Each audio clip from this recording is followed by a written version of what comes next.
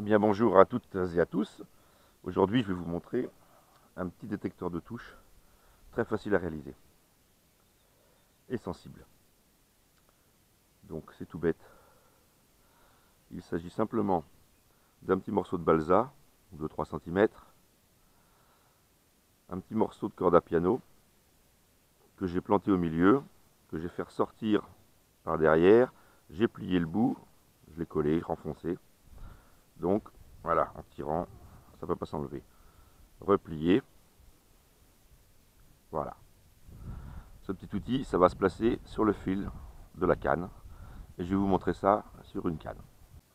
Alors, le montage est très simple. Sur votre canne, à environ 10 cm au-dessus du moulinet, ici, vous allez placer un élastique.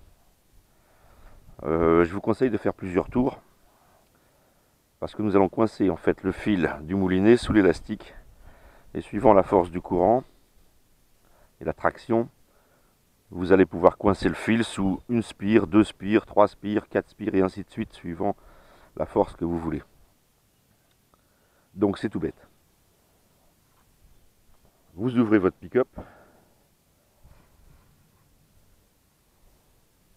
vous faites une petite boucle avec le fil,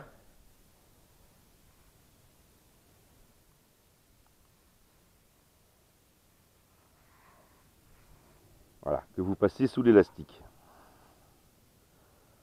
Donc ici le fil qui va au moulinet pick-up ouvert, ici le fil de la ligne. Voilà. Quand vous mettez votre fil en tension, vous allez placer ce petit outil sur le fil. Alors bien sûr, pour ne pas faire de pelote, laissez pas trop de fil sortir du moulinet. C'est placé sur le fil. Donc dès que le poisson va tirer, le fil va sortir et le petit témoin en fait va tomber. Donc déjà vous avez un témoin visuel. Avec du fil fin et le soir, par exemple, pas facile de voir qu'il y a eu une touche. Et le tambour peut se vider sans que vous vous en rendiez compte. Alors il y a aussi la solution complémentaire de faire visuel et sonore. Il suffira simplement d'ajouter un grelot. Voilà. Et là, je vais simuler le poisson qui va tirer sur le fil.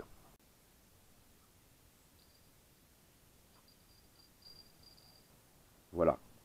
Donc là, le poisson ne sent quasiment aucune résistance. Tout dépend combien vous prenez de spire sous l'élastique.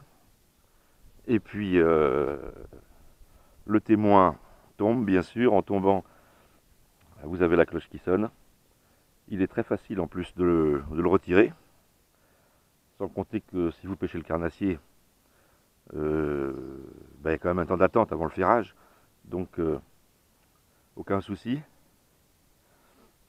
Il suffit de le retirer délicatement, de prendre son temps, de laisser partir le poisson et de faire un peu plus tard, suivant le type de poisson. Voilà, salut à tous amis pêcheurs, à plus tard, et n'oubliez pas de vous inscrire à ma chaîne, car il va y avoir bien d'autres vidéos. A plus.